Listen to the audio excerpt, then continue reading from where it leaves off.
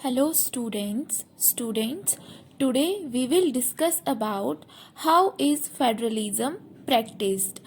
हमारे इंडिया में फेडरलिज्म कैसे सक्सेसफुल रहा है, हम पहले इस पे बात करते हैं। हमारे कॉन्स्टिट्यूशन में कुछ प्रोविजंस हैं, कुछ कानून हैं, कुछ ऐसे प्रावधान हैं जिसकी वजह से फेडरलिज्म के सक्सेसफुल होने में हमें हेल्प मिली, बट हम इसे पूरा क्रेडिट नहीं दे सकते। हमारे इंडिया में जो डेमोक्रेटिक पॉलिटिक्स का नेचर है वो फेडरलिज्म के सक्सेसफुल होने का कारण है। अब हमारे डेमोक्रेटिक पॉलिटिक ने क्या ऐसे चैलेंजेस थे जिनको एक्सेप्ट किया, जिसके बाद फेडरलिज्म सक्सेसफुल रहा, हम इसे आगे डिस्कस करेंगे। इससे पहले हम बात करेंगे लिंग्विस्टिक स्टेट्स।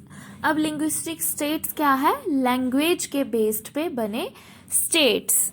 1947 में जब हमारा देश आज़ाद हुआ, उसके बाद हमारे लीडर्स के सामने ये बहुत बड़ी रिस्पॉन्सिबिलिटी थी कि स्टेट्स को किस तरह से डिवाइड किया जाए। लीडर्स ने सोचा कि क्यों ना हम भाषा के आधार पर राज्यों का विभाजन कर दें, पर इसके लिए खतरा ये भी था कि अगर भाषा के आधार पर राज्यों को बांटेंगे तो ऐसा ना हो कि देश की यूनिटी खतरे में पड़ जाए। लेकिन आगे जाकर लीडर्स इस चीज़ के लिए माने और उन्होंने भाषा के आधार पर राज्यों का विभाजन किया। अगर हम 1947 से लेकर 2017 तक का पॉलिटिकल मैप देखें तो उसमें हमें काफ़ी सारे चेंजेस देखने को मिलेंगे। यही चेंजेस हमारे लीडर्स ने उस टाइम इम्प्लीमेंट किए थे, यानी कि कुछ नए स्टेट्स बने, कुछ पुराने स्टेट्स वैनिश भी हुए। इस तरह से काफ़ी सारे चेंजेस आए और भाषा के आधार पर राज्यों का विभाजन हुआ। अब जैसे भाषा के आधार पर कैसे राज्यों का विभाजन हुआ, जैसे जहाँ पे गुजराती बोली जाती थी उसे गुजरात बना दिया गया, जहाँ मराठी बोली जाती है वहाँ महाराष्ट्र बना दिया। तो इस तरह से लैंग्वेज के बेसिस पे स्टेट्स बना दी गई। अब सिर्फ लैंग्वेज ही क्राइटेरिया नहीं देखा गया, जोग्राफिकल प्रोमिसिटी हो, किसी तरह का अगर डिस्टिंक्टिव कल्चर हो, उस बेसिस पे भी स्टेट्स बनाई गई। जैसे नागालैंड, मिजोरम, मणिपुर, ये जो नॉर्थ ईस्टर्न स्टेट्स हैं वहाँ कल्चर के बेसिस पे स्टेट्स बनाए गए। नागालैंड में जितने भी लोग रहते हैं वो नागा ट्राइब्स के हैं। लैंग्वेज के साथ साथ कल्चर का भी ध्यान रखा गया, जोग्राफिकल फैक्टर्स का भी ध्यान रखा गया। सेकंड आ गया लैंग्वेज पॉलिसी।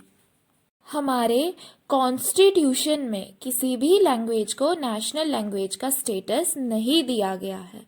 हमारे देश में 43.63% पीपल जो हैं वो हिंदी बोलने वाले लोग हैं, जिसकी वजह से हिंदी को ऑफिशियल लैंग्वेज का दर्जा मिला है, ना कि नेशनल लैंग्वेज का। नेशनल लैंग्वेज और ऑफिशियल लैंग्वेज में क्या डिफरेंस है? ऑफिशियल लैंग्वेज मीन्स कार्यकारी भाषा, गवर्नमेंट रिलेटेड जितने भी काम होते हैं वो हिंदी में ही होते हैं। स्टेट्स जो होती हैं, states to have their own official language. अब जैसे हमने बोला कि हमारे यहाँ पे मोस्टली जो लोग हैं वो हिंदी नहीं बोलते, सिर्फ 43.63% लोग ही इंडिया में हिंदी जो है बोलते हैं।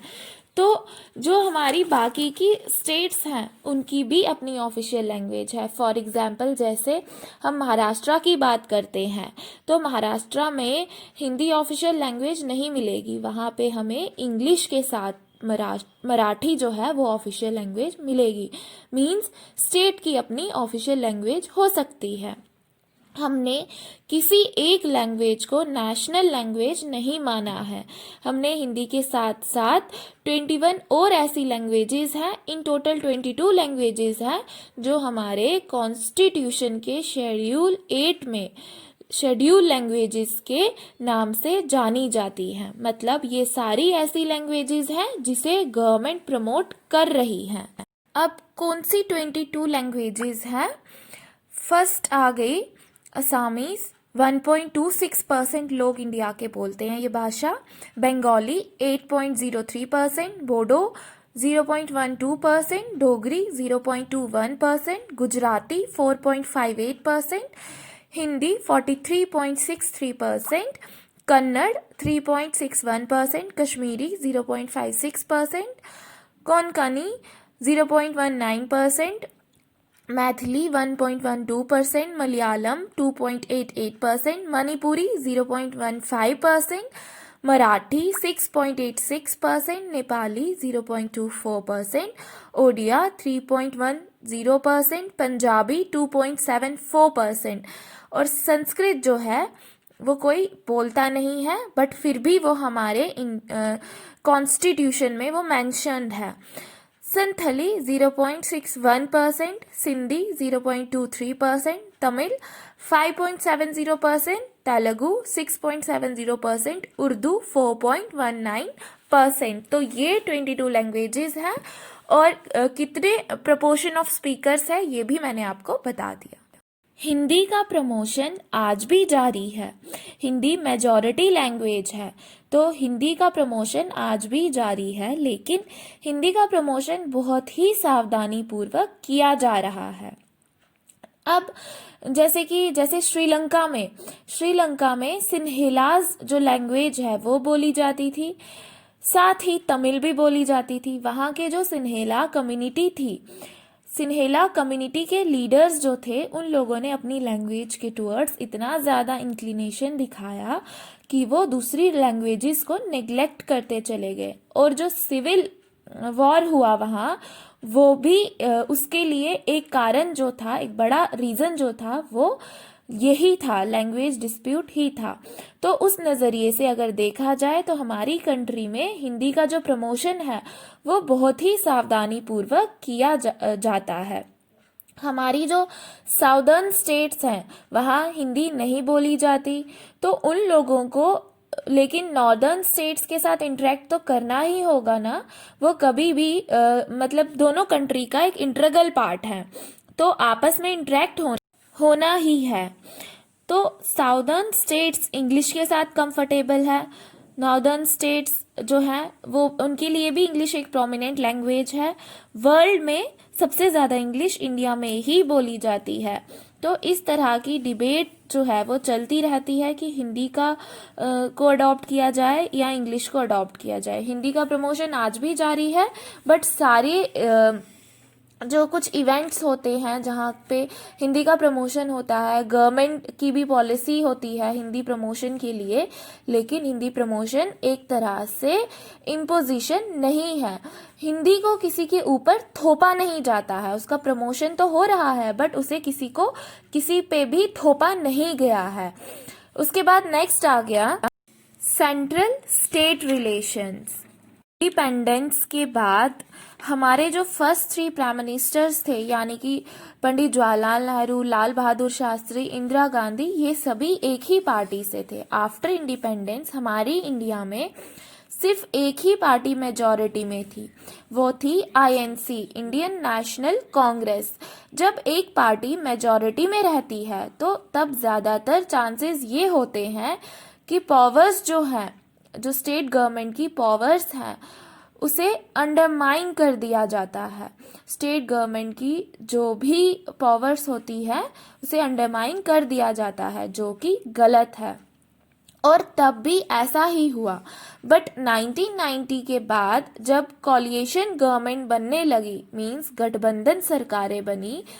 कॉलिएशन गवर्नमेंट मतलब जब एक से ज़्यादा पार्टीज, 2 या 2 से ज़्यादा पार्टीज मिलकर गवर्नमेंट बनाती है, उसे कहते हैं कॉलिएशन गवर्नमेंट। कॉलिएशन गवर्नमेंट बनती क्यों है? मान लो एक पार्टी पार्लियामेंट में मेजॉरिटी साबित नहीं कर पाई, तो वो जो बाकी पॉलिटिकल पार्टीज होती हैं, माइनॉरिटी की जो पार्टीज होती हैं, उनके साथ गठबंधन करती हैं और उसके बाद अपनी मेजॉरिटी को प्रूफ करती है। इसमें दोनों पार्टीज मिलकर काम करती हैं और गवर्नमेंट बनाती है। 1990 के बाद हमारे इंडिया में भी कॉलिएशन गवर्नमेंट फॉर्म होना शुरू हुई, स्टेट्स में भी, जिसका असर ये हुआ कि जो हमारे स्टेट्स की पावर थी वो भी बढ़ी और उनको अंडरमाइन करना बंद कर दिया गया और स्टेट्स भी काफ़ी पावरफुल जो है वो होने लगे। अब जैसे सेंटर में अलग गवर्नमेंट रहती और स्टेट में अलग गवर्नमेंट, तो वो क्या करते थे, एक दूसरे सेंटर की गवर्नमेंट स्टेट की गवर्नमेंट की पावर्स को अंडरमाइन करने लगती थी। लेकिन जब कॉलिएशन गवर्नमेंट्स बनना शुरू हुई, गठबंधन सरकारें बनना शुरू हुई, तो इसकी वजह से क्या हुआ, जब गठबंधन में सरकारें आई तो उन्हें आपसी सहमति से काम करना पड़ा, जिसकी वजह से वो और पावरफुल होने लगे और उनकी पावर्स को भी अंडरमाइन नहीं किया जाने लगा।